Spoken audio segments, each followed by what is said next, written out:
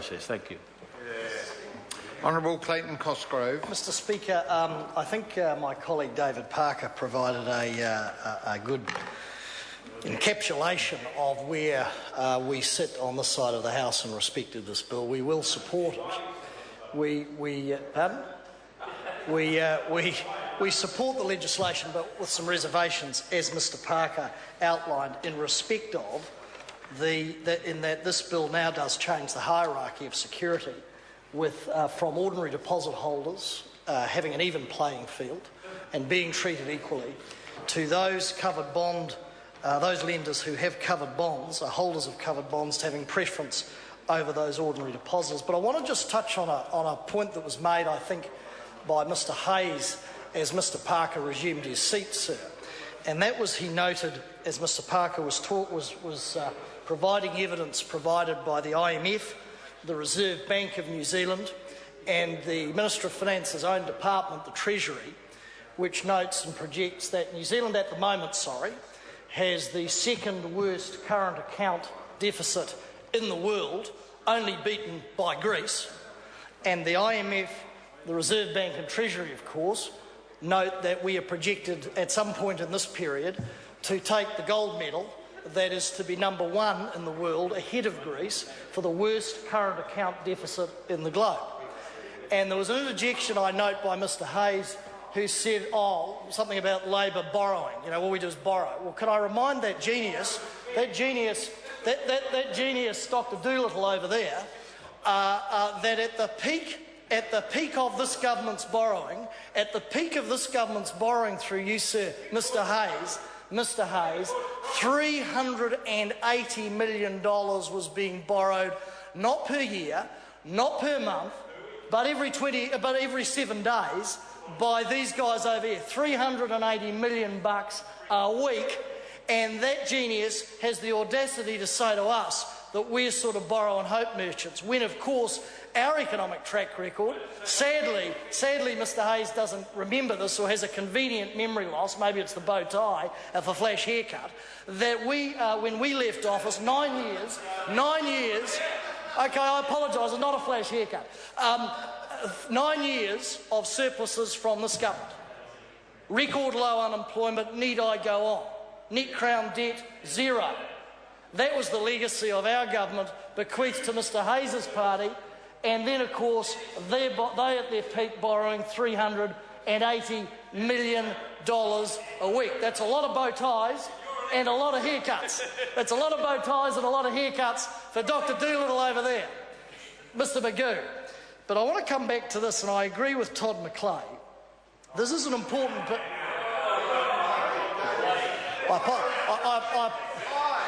I apologise. I may be in the process of agreeing with some of Mr Maclay's words and therefore destroying his career. That was the point. But this is an important piece of legislation. It is about securing banks. But I want to touch on one of the last points Mr Parker made. We disagree in terms of an acceleration of the 10% limit, that this should be delegated to the Reserve Bank. Now, in the report on page, for Mr Hayes's benefit, page 7, there's only one paragraph on there in case he's confused, it says that the majority of the committee, however, considered that the current arrangement provides an important element of flexibility which would prove advantageous in any financial crisis when rapid responses to market developments are likely to be needed. Now, that is true that in a financial crisis, rapid responses are required. But like when we in government, after the Australians rang us up and said we're having a retail deposit guarantee scheme, had to move immediately to ensure there was no trans-Tasman slippage in terms of depositors' funds. But I just simply argue this: where's the problem with a lack of flexibility in having the government of the day make that decision? What it requires is a high price. It requires some efficient analysis and decision-making, some rapid decision-making, which still provides any level of flexibility one would want. But it actually requires the government to take responsibility for that analysis and for its decision-making. Unlike when these guys got in, sir, in terms of the retail deposit guarantee scheme, where the Minister of Finance and the Governor of the Reserve Bank and the Treasury, no one talked to anybody, and we got gamed to the tune of millions, hundreds of millions of dollars, which we should have inquired into had it not been for Mr Macleay, Mr Bennett, Dr Doolittle and a couple of others on the FEC who blocked our request for an inquiry into that. And it was Mr Hayes, of course, who coined that interesting phrase, where I think Dr Clark was raising the issue, hundreds of millions of dollars got gamed out of the pockets of taxpayers because the Finance Minister didn't have his eye on the ball. And Mr Hayes' response in the committee, and I invite him to deny it, was to say, small change. That's small change. Hundreds of millions of dollars that we know of, could be $500 million, could be $800 million, and Mr Hayes' greatest contribution to the body politic was to describe that to taxpayers as quote-unquote small change. Well, there endeth the lesson in respect of Mr Hayes. Game over. That's what he thinks as a custodian in government of the taxpayer's purse. So we would argue that the decision to alter the limit and the scheme of arrangement around it should be one taken directly by the government of the day. It is, after all, a major policy decision.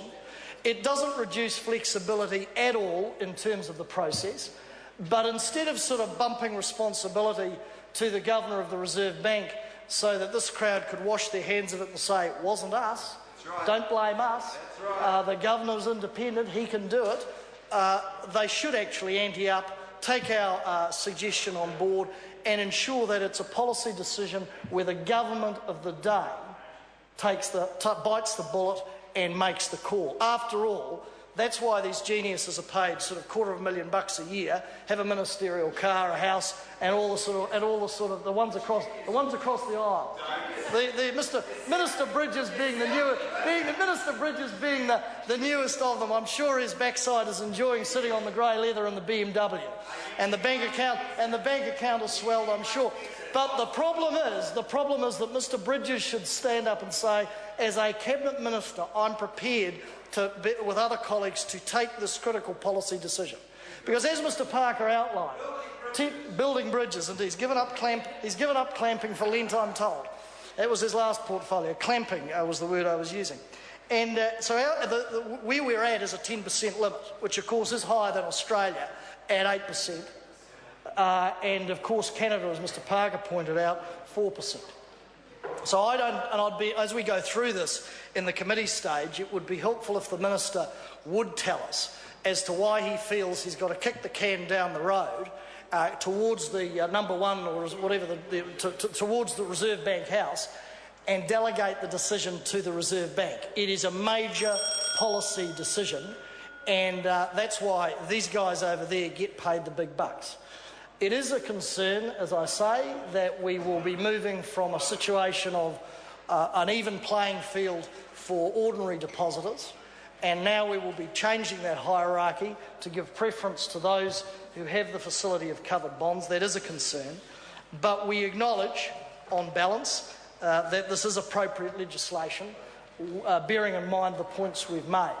And we would encourage as I say, the government, as we facilitate the passage of this legislation, to outline, as I've said, issues in respect of decision making. But I conclude where I began by noting that, of course, this government, in terms of current account deficit, Bill English will have an achievement this year. We'll be number one worst in respect of our current account. That'll be a historic in the Western world. That will be a historic achievement, and that is laid at his feet directly, because Mr English refuses to take the advice of the IMF, the Reserve Bank and Treasury. He knows something, apparently, that everybody else, including his own department, doesn't.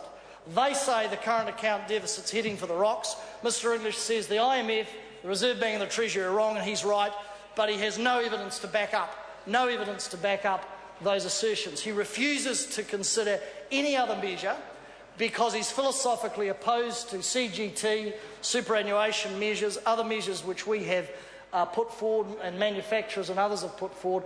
His view is, like the government, do nothing, can't do anything, won't do anything, out of ideas, the market will sort it, hands off, we'll just take our money and run, we'll just take our pay and abrogate our responsibilities. Dr Russell Norman. Thank you, Mr Speaker. I stand on behalf of the Green Party to speak to the Reserve Bank Covered Bonds Bill. What this bill does